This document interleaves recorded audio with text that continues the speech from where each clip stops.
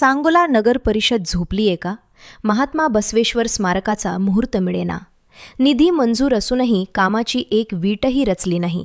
सांगोल्यातील बसवप्रेमींचा संताप.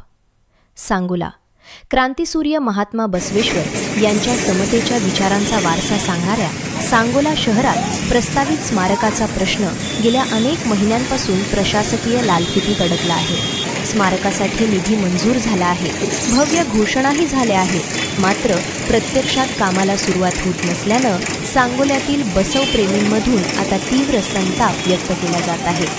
प्रशासकीय अनास्था की जाणीवपूर्वक दुर्लक्ष?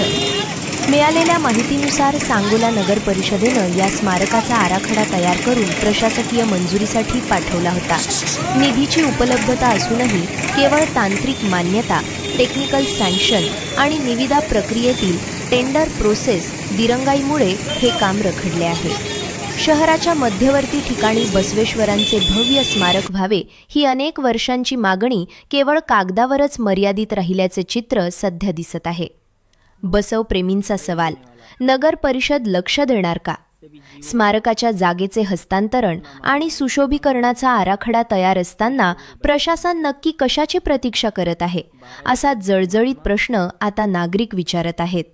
सांगोला नगर परिषदेच्या उदासीन कारभारामुळे या स्मारकाचा वनवास संपायला तयार नाही. लोकप्रतिनिधींनी यापूर्वी अनेकदा आश्वासनं दिली, पण जमिनीवर मात्र काहीच दिसत नाहीये. केवळ घोषणा नको, तर प्रत्यक्ष कृती हवी.